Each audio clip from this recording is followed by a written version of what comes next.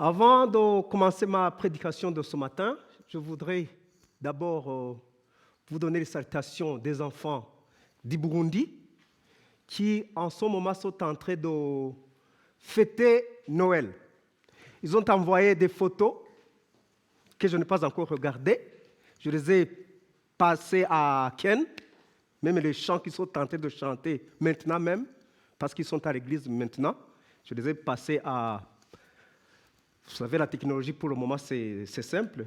On en a. Et Ken m'a promis que vous allez voir ça. Je ne sais pas à quel moment, peut-être après le culte. Et puis, j'ai des amis qui sont venus aussi, ici à l'église.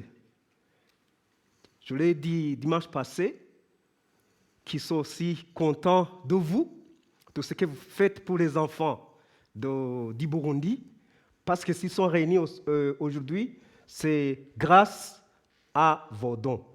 Alors, je le dis aux amis, il faut venir remercier l'Église. Et le geste que nous allons faire aujourd'hui, c'est de chanter en Kirundi, dans notre langue. On ne le fait pas maintenant, on le fait après la prédication. C'est pour les préparer aussi. Voilà. C'est pour les préparer, pour éviter le stress. Je vois quelque chose qui est écrit là-bas, « Un roi couché dans une mangeoire ». C'est le titre de ma prédication ce matin. Et je pense qu'on l'a déjà dit autrement dans les messages que nous avons lus et dans les prières. Et qui est ce roi qui est couché dans une mangeoire? Les 2 dernières semaines, nous avons reçu des prédications. Le premier, c'était, je pense, c'était Martin, qui nous parlait de la planification de celui qui allait venir, d'un VIP. Il a utilisé le mot VIP, very, very important person. I try to say it in English. C'est en anglais, very important person. C'est une personne très importante. Et il a dit que c'était qui? C'était Jésus, cette personne très importante. Ce VIP qu'on attendait. Et puis, Ken aussi nous a parlé de nous soumettre comme Jésus. Dans la soumission dont il a parlé, il y a aussi l'humilité aussi. Il y a aussi l'humilité devant les amis, dans nos familles, partout où nous sommes. La soumission. Et puis, dans ce message, nous allons voir ce VIP et comment il s'est soumis, il s'est humilié par sa naissance dans une mangeoire. Nous, on va faire la lecture de Matthieu, chapitre 2, versets 1 à 12. On lit. Jésus étant né à Bethléem en Judée, au temps du roi Hérode, voici des mages d'Orient arrivèrent à Jérusalem et dirent, où est le roi des Juifs qui vient de naître?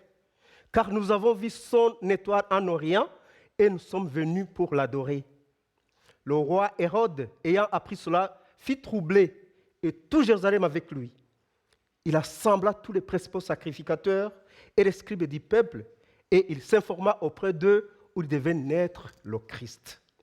Ils lui dirent à Bethléem en Judée, car voici ce qui a été écrit par le prophète.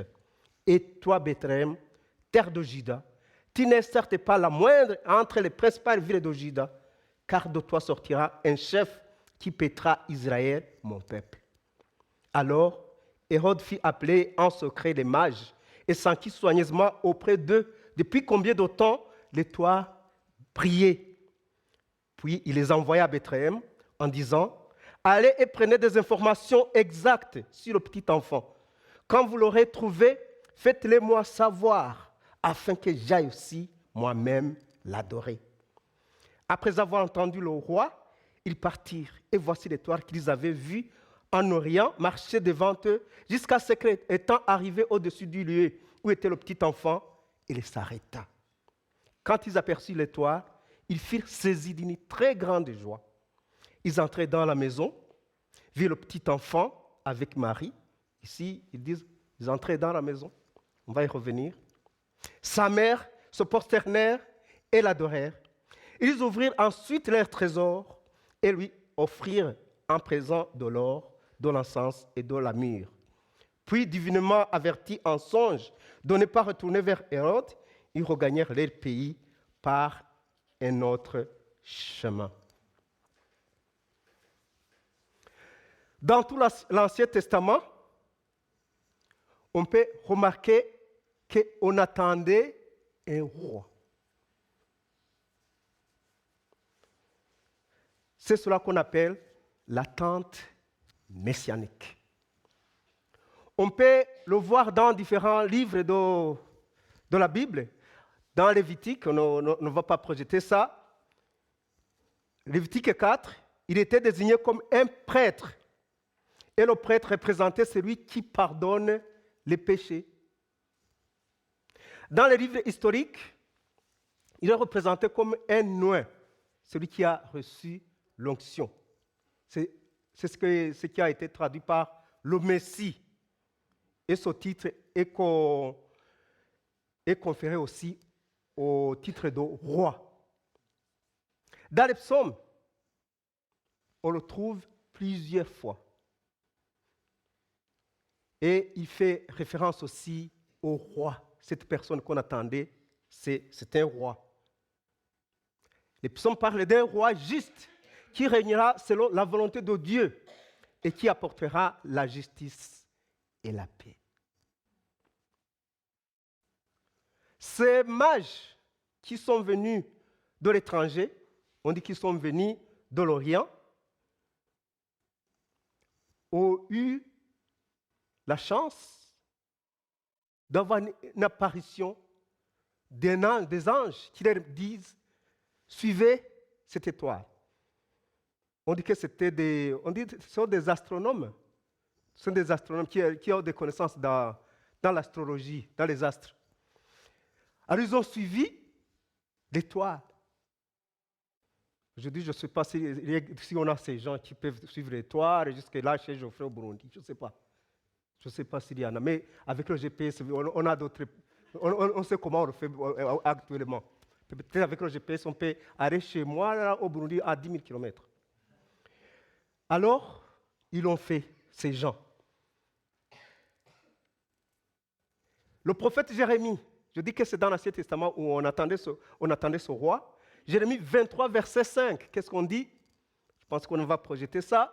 On dit, « Voici les jours viennent, dit l'Éternel, où je susciterai à David un germe juste. Il régnera en roi et prospérera. Il pratiquera la justice et l'équité dans le pays. » Même si c'est dans l'Ancien Testament, chaque fois, on parlait de ce roi qui naîtra. Et puis, dans le Nouveau Testament, Jésus lui-même a confirmé qu'il est roi. Parce qu'il y en a qui doutaient. Il y en a qui doutaient, non. Il y en a même qui disaient, non, rien de bon ne peut naître à Bethléem, à Nazareth, comme ça. Ouais. Et puis, en Luc 23, verset 3, on le voit, Pilate l'interrogea en ces termes. « Es-tu le roi des Juifs ?» Jésus lui répondit, « Tu le dis. » C'est comme s'il disait, « Bien sûr, je le suis. » C'est ça qu'il a dit. Ce titre aussi a été évoqué par d'autres personnes qui avaient même des doutes. Ceux qui avaient des doutes de ce roi, après, ils ont été convaincus que Jésus est roi. Il s'agit de Nathanaël. Nathanaël qui disait que rien ne peut naître de Nazareth. Il a confirmé aussi que Jésus est roi. C'est en Jean, chapitre 1, verset 45 jusqu'à 50, on dit, Philippe rencontra Nathanaël et lui dit, nous avons trouvé celui de qui Moïse a écrit dans la loi. On avait parlé de lui dans la loi, et dont les prophètes ont parlé, Jésus de Nazareth, fils de Joseph. Nathanaël lui dit, peut-il venir de Nazareth quelque chose de bon? Philippe lui répondit, viens et vois. Jésus voyant venir à lui, Nathanaël, dit de lui, voici vraiment un Israélite dans lequel il n'y a point de fraude. D'où me connais-tu? Lui dit Nathanaël. Jésus lui répondit, avant que Philippe t'appelât, quand tu étais sous le figuier, je t'ai vu. Nathanaël répondit et lui dit, Rabbi, tu es le Fils de Dieu, tu es le roi d'Israël. Jésus lui répondit, parce que je t'ai dit que je t'ai vu sous le figuier, tu crois que tu verras, non, tu crois. Tu verras de plus grandes choses que ceci. Il a cru parce qu'il a vu Jésus. Aujourd'hui, nous sommes comptés parmi les heureux parce qu'il a dit, heureux ceux qui croient sans avoir vu. Je pense que si nous nous réunissons aujourd'hui, nous nous réunissons pour adorer ce roi par la foi. Nous avons eu la foi. Nous avons accepté. Nous avons eu le privilège d'écouter et d'accepter la parole qui nous envoie tous les jours. Dans nos prières, il y en a, j'ai entendu ceux qui disent, merci Seigneur, parce que tu m'as sauvé, tu m'as libéré du péché. Et maintenant, je suis content ou je suis contente. C'est ce roi qui vient dans le monde pour nous sauver. Et pourquoi j'ai dit que ce roi est couché dans une mangeoire? Ceci est exprimé dans les évangiles aussi. On l'a chanté, je pense, il y a un chant où on a parlé de dans une étape. Je ne me souviens pas, c'était la deuxième chanson. On en a parlé. Qui était dans une étable. On a parlé de ça, on a chanté ça.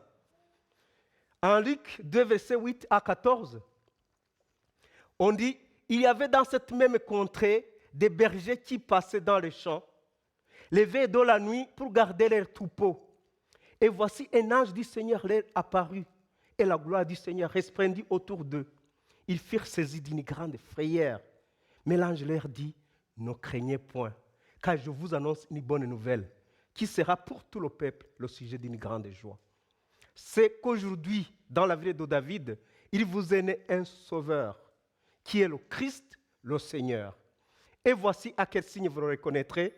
Vous trouverez un enfant émailloté et couché dans une crèche. Ici, on a parlé de crèche, mais après, on va continuer, après, on va le voir. Et soudain, il se joignit à l'ange, une multitude d'armées célestes, louant Dieu et disant, gloire à Dieu dans les lieux très hauts, et paix sur la terre parmi les hommes qu'il a agréés. Les premiers qui sont allés voir Jésus, j'ai dit que ce sont des étrangers qui venaient de rien. Et puis les seconds sont des bergers qui ont eu le privilège aussi d'être rencontrés par un ange de l'Éternel. Les bergers sont de simples personnes. Je vous ai dit un jour que moi aussi j'ai été berger, mais du troupeau de mon père. Avant de continuer le secondaire, je n'ai pas eu la chance de continuer. Quand j'ai terminé le primaire, je n'ai pas continué directement au secondaire. J'ai pris 1 an d'être berger.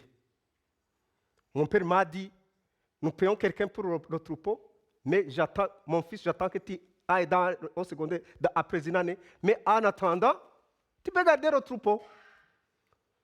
Et puis, Il y en a chez nous des gens qui gardent les troupeaux de la famille. Il y en a d'autres qui sont payés par les propriétaires. Mais je vous dis que c'est un simple métier.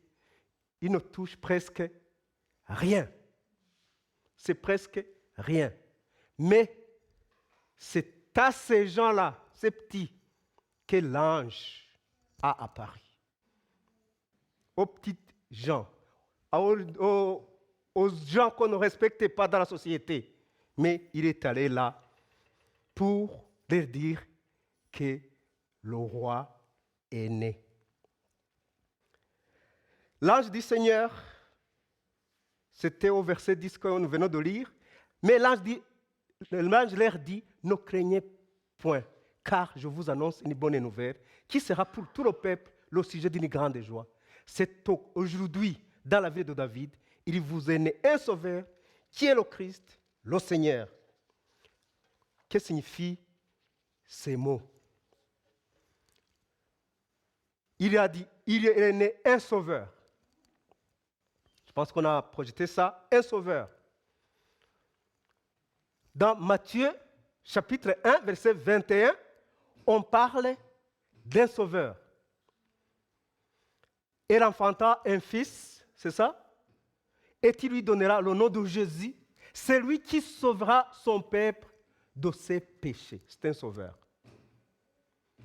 Il a dit, vous bergers, allez là-bas, vous allez voir le sauveur. Il est aussi le Christ. Le Christ, c'est le titre qui vient de Christos. C'est bien lui qu'on a traduit par Messie, le Messie, qui veut dire loin, le libérateur. Et puis, il a été appelé Seigneur, et à Matthieu, on dit Emmanuel. Emmanuel qui dit Dieu, c'est quelque chose qu'on a mémorisé. Emmanuel, ça dit Dieu avec nous. C'est Dieu avec nous. Dans Matthieu 1, vers 3, on dit voici la Vierge sera enceinte, elle enfantera un fils. On lui donnera le nom d'Emmanuel, ce qui signifie Dieu avec nous. Alors, Emmanuel, ça vient de Imé, ce qui veut dire avec. À nous, qui veut dire nous. Et elle, qui veut dire Dieu. Alors, Emmanuel, c'est Dieu avec nous.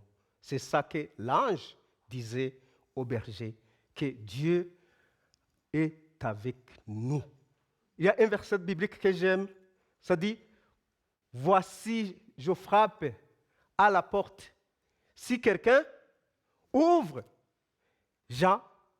j'entrerai et je serai avec lui. Aujourd'hui, il est avec nous. Aujourd'hui, il est derrière notre porte, notre cœur. Il est devant nous. Il fait comme ça. Veux-tu que j'entre? Si tu acceptes, il entre. Si tu n'acceptes pas, il fait quoi? Il n'entre pas. Il n'entre pas. Mais à chaque personne, il dit, je suis là, je suis parmi vous. Il toque pour entrer. Cela montre aussi que Jésus est Dieu. C'est Dieu qui est avec nous. Le petit garçon dans le mangeoire de Bethléem et que nous célébrons partout n'est pas n'importe qui. Il est Jésus, le Dieu qui sauve. Le Christ est le Messie attendu par Israël et Emmanuel, Dieu avec nous. Et le signe que les anges ont donné, et voici quel signe vous le reconnaîtrez. Vous trouverez un enfant émailloté et couché dans une crèche. Si je parle à Benita de crèche, qu'est-ce qu'elle va entendre? Elle va comprendre là où on garde les enfants. C'est chez les nounous. Moi, je n'ai pas été chez les nounous. Moi, je n'ai pas fait la gardienne. Je n'ai pas fait l'école gardienne, moi. J'ai commencé mes études à 7 ans. Je n'avais pas cette chance. C'est que crèche, moi, je ne sais pas. L'école gardienne, moi, je n'en sais pas. Moi, ce que j'ai commencé l'école à 7 ans. Mais aujourd'hui, si on parle de crèche, on peut savoir ça. Mais ce n'est pas ça. On ne veut pas parler. Il n'était pas là, il n'était pas né chez les nounous. Jésus n'est pas né chez les nounous parce qu'il n'avait pas aussi cette possibilité. Comme moi, je n'ai pas eu la possibilité d'être chez les nounous, je pense que Jésus aussi n'avait pas cette possibilité. Il est né dans une crèche. Alors, j'ai voulu montrer deux photos. J'ai demandé au Burundi, c'était avant-hier, il y a 4 jours. J'ai leur demandé de m'envoyer 2 photos. Une crèche et mangeoire, où on peut trouver mangeoire. Vous voyez, quand je regardais les troupeaux, j'avais ça. Il y avait là où je devais conduire les vaches. Quand on rentrait le soir, c'était là. Et puis, on pouvait les donner à manger dans un mangeoire. C'est comme un bateau. Vous voyez, vous pouvez penser que c'est un bateau, comme on peut mettre dans la... Mais ce n'est pas ça. C'est différent là chez nous. Ça a une même forme, mais là, c'est un mangeoire. Et puis, si on lit Luc 2, verset 7, les 3 traductions, vous pouvez lire ce qui est écrit là. On dit, et elle enfanta son fils premier-né, et le remaillota, et le coucha dans une crèche, parce qu'il n'y avait pas de place pour eux dans l'hôtellerie. Ça, c'est Louis II. Là, ils ont utilisé le mot crèche. Là, Louis II 21, on dit, et elle mit au monde son fils premier-né, et elle enveloppa de l'ange, et le coucha dans une mangeoire, parce qu'il n'y avait pas de place pour eux dans la salle des hôtes. Et puis là, c'est quelle version? BDS, c'est... Voilà, Bible du Semeur. Elle a mis au monde un fils, son premier-né, elle lui mit de l'ange, et le coucha dans une mangeoire, parce qu'il n'y avait pas de place pour eux dans la pièce réservée aux hôtes. Dans les 2 photos, moi, quand j'étais même petit, je comprenais que je comprends toujours que c'est dans une étable. C'est ce qu'on appelle étable, je pense. C'est dans une étable. Et puis, comme ce n'était pas dans une poussette, je vois le bébé de Martin. Ce qu'on utilise, on l'appelle quoi? Cette poussette-là, à la place de cette poussette, on l'a mis dans une mangeoire. Alors, c'était un VIP. Very important person. Une personne plus importante, c'est là où il est né. Pourquoi? C'est l'humilité qu'il exige aujourd'hui. On peut le lire dans Philippiens, chapitre 2, versets 6 à 8. Philippiens 6, là où on dit « Ayez en vous les sentiments qui étaient en Jésus-Christ, le cœur existant en forme de Dieu, n'a pas regardé comme une proie à arracher d'être égal avec Dieu. » Je ne sais pas si c'est ça que vous avez. Oui. Mais il s'est dépouillé lui-même. Et ayant paru comme un simple homme, il s'est humilié lui-même, se rendant obéissant jusqu'à la mort, même jusqu'à la mort de la croix. Depuis le début, il s'est humilié jusqu'à la mort pour sauver Geoffrey, pour te sauver. Il s'est humilié.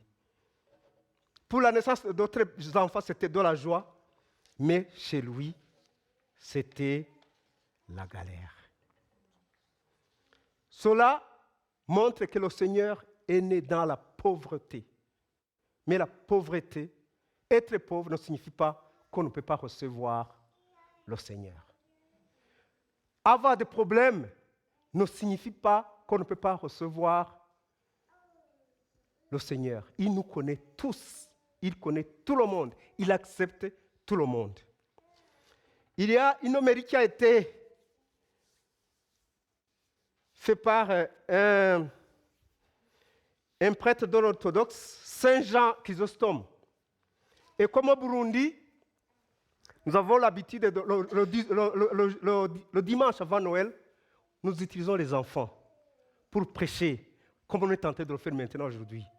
Aujourd'hui, j'ai demandé à Benita aussi de venir ici, ma fille, de venir aussi le faire comme on est en train de le faire au Burundi. Alors j'invite Benita. Oui, le microphone.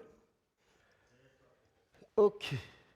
J'invite Benita à venir ici et puis elle va continuer à prêcher avec moi.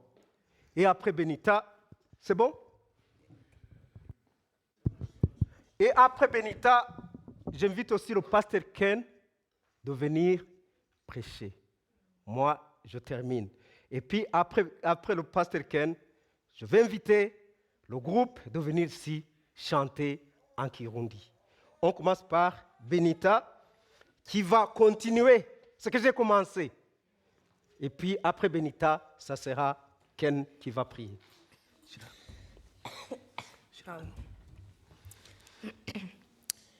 Que dire? Comment parler? Un tel prodige me jette dans la stupéfaction. L'ancien des jours est devenu petit enfant. Celui qui siège sur le trône sublime du haut du ciel est couché dans une mangeoire. L'impalpable, le simple, l'incomposé, l'incorporel est touché par des mains humaines. Celui qui délie les liens du péché est lié de bandelettes parce qu'il le veut ainsi. Il a décidé de changer la bassesse en honneur, de revêtir de gloire l'ignominie et de montrer que les limites de l'abaissement sont celles de la force. Voilà pourquoi il subit mon corps, pour que je devienne capable du Verbe. Il prend ma chair et me donne son esprit. En donnant et en prenant, il me prépare un trésor de vie. Il a pris ma chair pour me sanctifier. Il me donne son esprit pour me sauver. Aujourd'hui, l'antique lien est délié, le diable confondu, les démons en fuite, la mort détruite, le paradis rouvert, la malédiction abolie, le péché rejeté, lié l'erreur, et la vérité revient. La parole de piété est partout répandue, elle court à travers le monde, la manière de vivre des cieux est plantée sur terre. Les anges sont en communication avec les hommes leur part sans crainte aucune. Pourquoi? Dieu est venu sur terre, l'homme est introduit au ciel, c'est le grand échange. Que dire encore? Comment parler? Je vois un charpentier, une crèche, un enfant, des bandelettes, une vierge qui met au monde dans le dénuement. Tout est pauvre, tout respire la pauvreté. Mais vois-tu que de richesse dans cette pauvreté? Comment, alors qu'il était riche, il s'est fait pauvre pour nous, ô pauvreté, source de notre richesse? Saint Jean Chrysostome.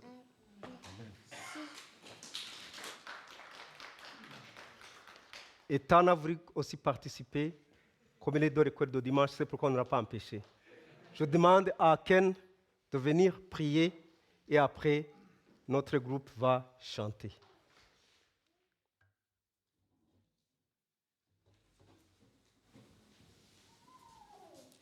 Prier après Chrysostome, qu'on appelait Bouche d'or, tellement il était un prédicateur incroyable. Quelle humilité.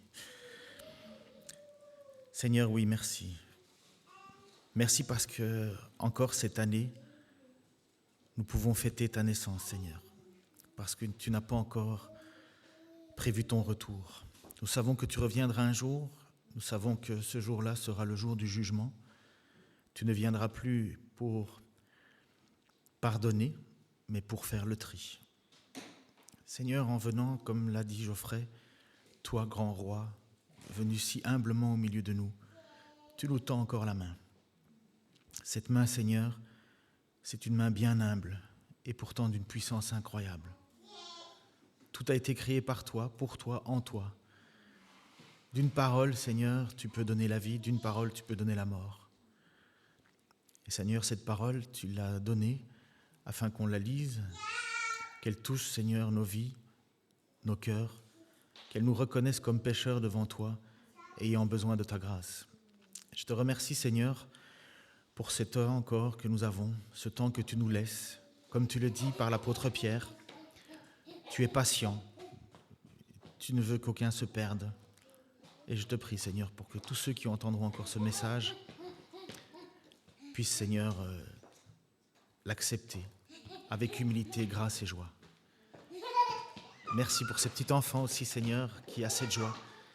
Et certainement, Seigneur, quand tu es venu au milieu de nous, tu ressemblais à ce petit garçon. Plein de joie, plein de vie, Seigneur. Et pourtant, le grand Seigneur, 3 fois saint, au nom de Jésus-Christ. Amen.